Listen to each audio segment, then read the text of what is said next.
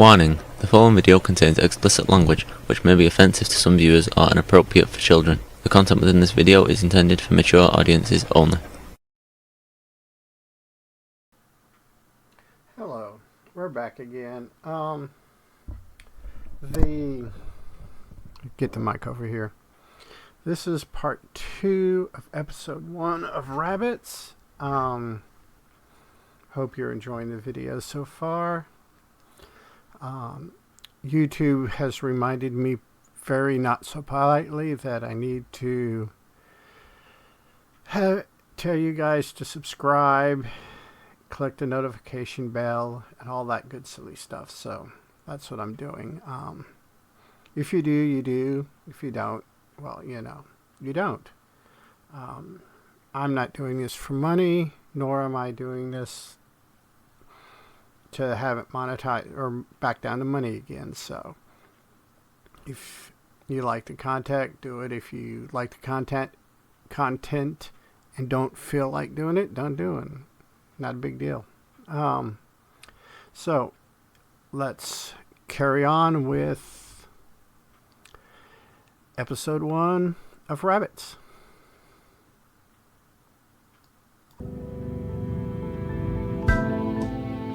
The number of players or candidates that participate in the game is thought to be relatively small, but they do come from all over the world. There are rumored to be a handful of spectators who do their best to track the game as it unfolds, trying to locate the entry points, betting on, or simply cheering for their favorite players on members-only pop-up deep web forums. Now, in this podcast and the Tanis Podcast, the whole dark web, deep web thing, it's a thing in this show. It's you got a lot of hackers, a lot of hacking, and it's overall it's a pretty good plot point. It's a good place to have your MacGuffins, because when you need a MacGuffin to come up, boom, you find it on the dark web. Everybody has MacGuffins. Every movie, every show, every book, every podcast, drama like this, they all have MacGuffins. It's just part of the storytelling. Plus, they're handy if you accidentally write yourself into a hole. But as we go, our protagonist, Carly, I can't remember if it's revealed her name or not, but our protagonist, our narrator, is Carly Parker. So Carly is basically giving us the background on why she is going to look for her friend.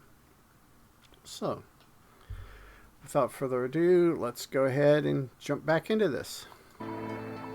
With players and spectators from all over the world, you'd think there'd be more information available on Rabbits, online, or in books, or in popular culture, right? Well, there isn't. Not really. There's almost nothing. And that's because, after the game ends, all evidence of that version of the game is allegedly wiped clean by the people or entity in charge. This comes into There is play little later. or no evidence of 8, the version of Rabbits that reportedly ended in 2007.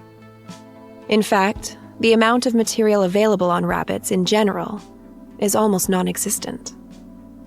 Perhaps things will change with 9 taking place so much later in the global information age. It's hard to imagine any organization, no matter how powerful or well-connected, keeping something as sensational as Rabbits off the internet today. To help explain a bit more about Rabbits, I'm going to play you a recording. It's famous among players. It's something known as the Prescott Competition Manifesto, or PCM.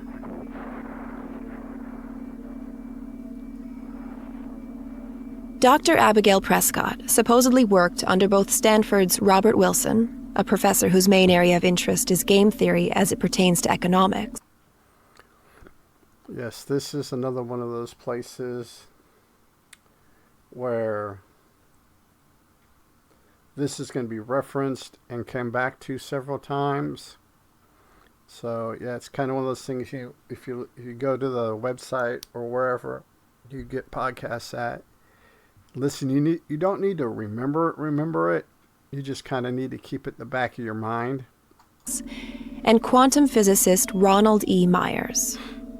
Nobody has been able to dig up anything of any real value on Prescott. It's generally conceded among Rabbits players that Abigail Prescott is a pseudonym. It took me forever to dig up a copy of the infamous recording.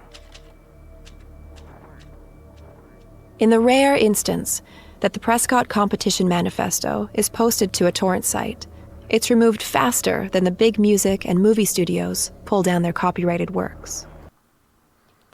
And that is something that the whole Rabbits game wardens or people that control the game,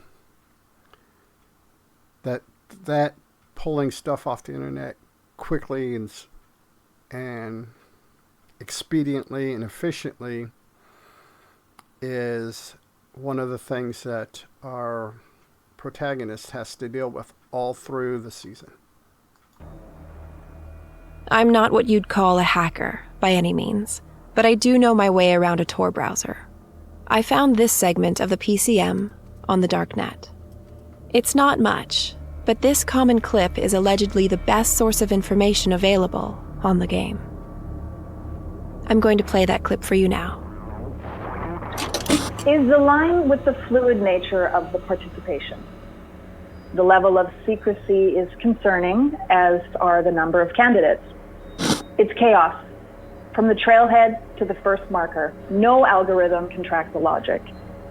There's a place inside all of us that longs to find out what's running behind the scenes, what's working, holding all of the elements together.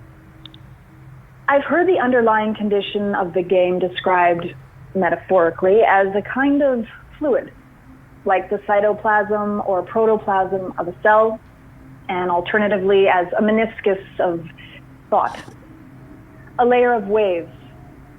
But most believe those descriptions are trying to describe something that's not.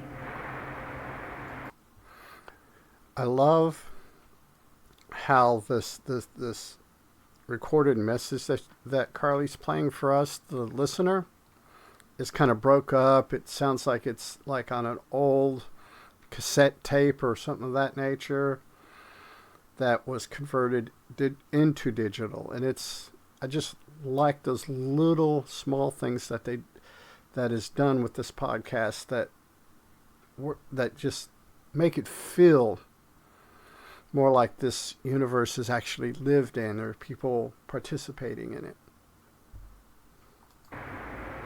It had been dormant for a very long time when the first clue showed up in 1959. It was something in the Washington Post, a letter to the editor, and the lyrics of a song by the Everly Brothers, when combined, provided the first indication that the game had returned. It was a student at Oxford who put everything together and brought her professor into the thought matrix at Cambridge. This is where the name Rabbits was first used, in reference to a stamp containing rabbits on a clue pinned to the wall of a laundromat in Seattle in 1959. Rabbits wasn't the name of that specific iteration of the game, just like it's not the name of this one, the game we're calling 8. As far as any of us can tell, the games themselves, at least the games in this modern variation, don't actually have names. They're numbered by the community of players. This is number 8. Modern game has been played 7 other times. The winners of the first 7 games are listed in order in the circle. These numbers appear to be, the number of iterations in the modern game does not appear to be in question. There does seem to be some question about possible remuneration and when and where each iteration of the game began. That little last 2 or 3 seconds of the recording is kind of referenced later on, but it's more for flavor. There's a little bit of there's a very small part of this that helps move the story forward, but for the most part, this is just flavor, depth, context, just to help you out, let it go, and, just kind of get things moving along. It's a lively debate. Did Californiac have money before he won the version of the game known as 6? Is the game a recruiting device for the CIA or MI6? This is the most popular rumor concerning the end of rabbits, but no one knows for sure. Nobody has been able to dig up the real identities of any of the winners. There are 3 things we know for sure. The game has been going on. We have no idea how many centuries or what the pre-1959 versions of the game may have looked. This is the 8th cycle of the modern version. And since that time, people have referred to the game as rabbits. There are rumors connected to rabbits as well. Rumors involving players dying and going insane.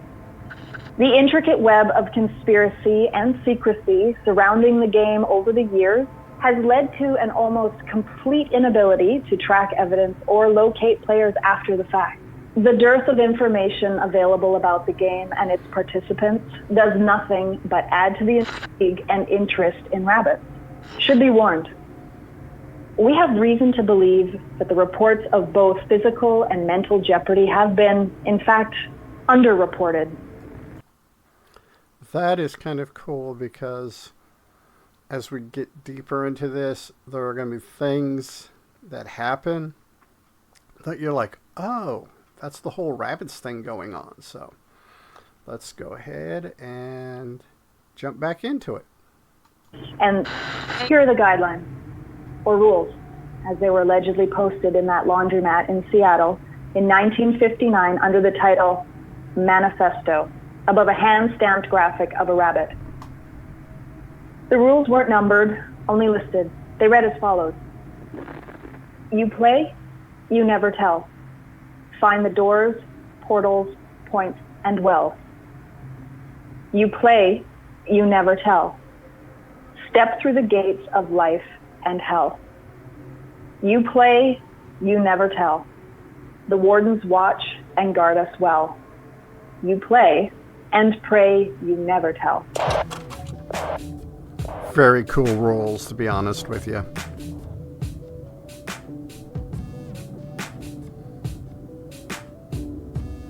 So, it's hard to get more sinister than that, but I might be able to do it. Extremely sinister. You see, there is another force at work, behind the scenes of the game. A kind of deadly security force, allegedly. One rhyme, written on a wall in Istanbul, in red spray paint sometime around 1995, expresses the tone of the matter fairly succinctly. Pray you never meet a warden's eyes, or with such takers fraternize. For once they see you, recognize, your game is up. Your world, it dies. Now that is some next level, not crazy, suspense or foreboding. Dramatic, I know. There's another paragraph on the wardens that was discovered written on the back of a Dewey Decimal card, taken from an old set of library card catalog drawers found in a thrift store in Scotland. This description was brief, part of a clue in the game, apparently from version 7.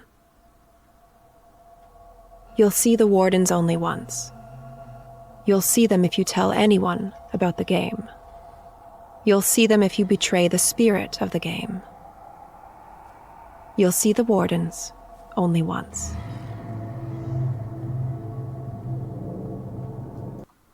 Now, you combined all 3 of those, the recorded message, the spray-painted message, and the card catalog message, you get some pretty good, red flags that if you're not really serious, not to be playing this game. So, that's the game. Rabbits.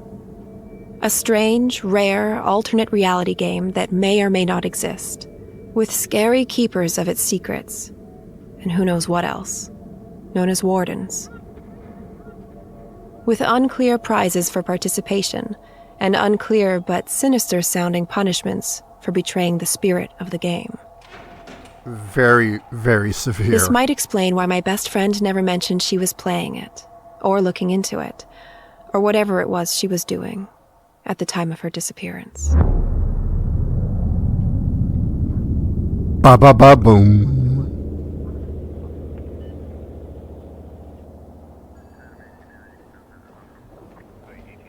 Although this type of story is exactly the kind of thing I'd been dying to sink my teeth into since we'd decided to relaunch the Public Radio Alliance, there was no time for me to methodically dig into and appreciate the mystery of rabbits.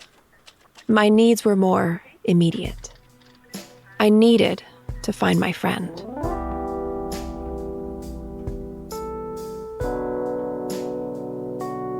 Just about a month after Yumiko disappeared, I began to suspect that she'd been playing rabbits.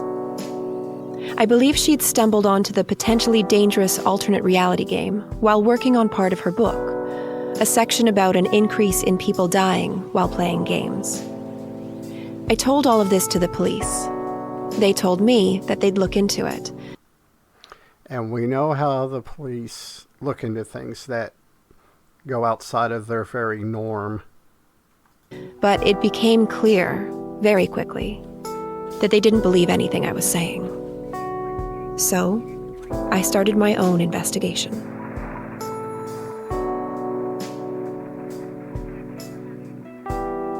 I'd been preoccupied with some dramatic changes in my life at the time of Yumiko's disappearance, and I hadn't been spending much time with Yumiko, or any of my friends. The relaunch of the Public Radio Alliance and a brand new romantic relationship had been taking up all of my time. I had been working ridiculous hours, and when I wasn't working, I was spending time with my boyfriend, who has since become my ex-boyfriend, in no small part because of my focus on, or what my ex referred to as my obsession with, uncovering what had happened to Yumiko. This is for one of your radio stories? A podcast, yeah. Do you know Ira Glass? You know I don't. You know Nick Silver and Roman Mars. I don't know Roman Mars. Roman Coppola? That's Harper Billings. Harper and Miko actually dated each other's brothers for a long time, which was weird, but that's a whole other podcast. Oh, and sometimes you'll hear me or other people who know her refer to Yumiko as Miko, for short. When was the last time you saw Yumiko? I'm glad you're doing another radio story. You were a lot happier when you were doing radio.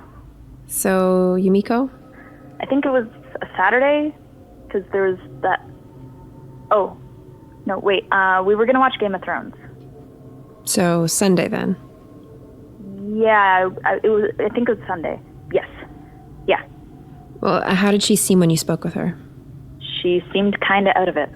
What do you mean? Well, she kept looking around, checking her phone. We sat down on the bed, and her knee was jumping up and down like crazy. Like she drank a dozen Red Bulls or something.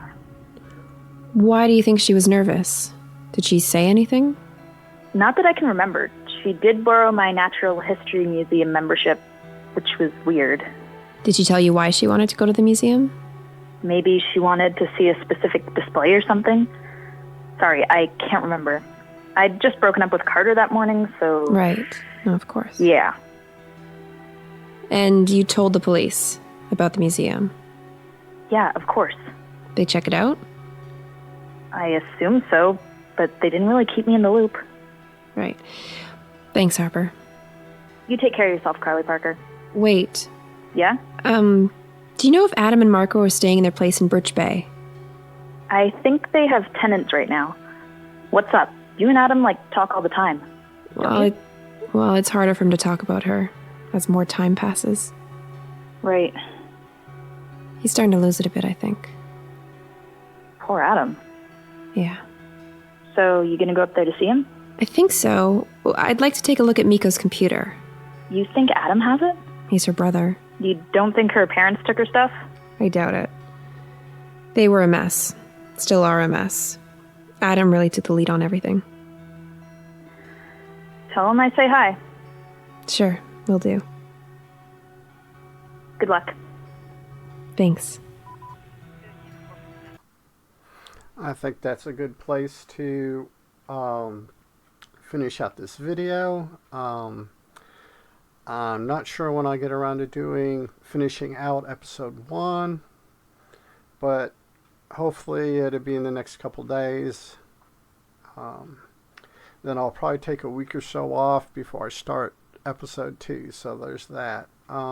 Episode 2 is almost an hour long, so it'll probably be 4, maybe 5 parts, depending on what kind of time I have and when I can squeeze it in. So, but I hope you're enjoying it. If you go to some place like Apple Podcast or Google Podcasts to listen to this, or even on Audible Books, write a review. Show these people some love. They work hard on this, and if you've listened to it this far, you're going to be interested in it. So let me go ahead and call this good. And before I go, the easiest way, if you're going to use Audible to find this Rabbits podcast, because if you just type in Rabbits podcast on the Amazon, you're going to get 9,000 things on different how to raise rabbits, birthing rabbits, butchering rabbits, meat rabbit. So if you're going to listen to it on Amazon, or on the Audible Books section of Amazon, type in the search bar Rabbits Terry Miles, and it should take you. It should be, I think it pulls up his Terry Miles book that he's already published called Rabbits, and the one that's getting ready to come out. Then you hit the podcast. So it's all good. Until next time, peace.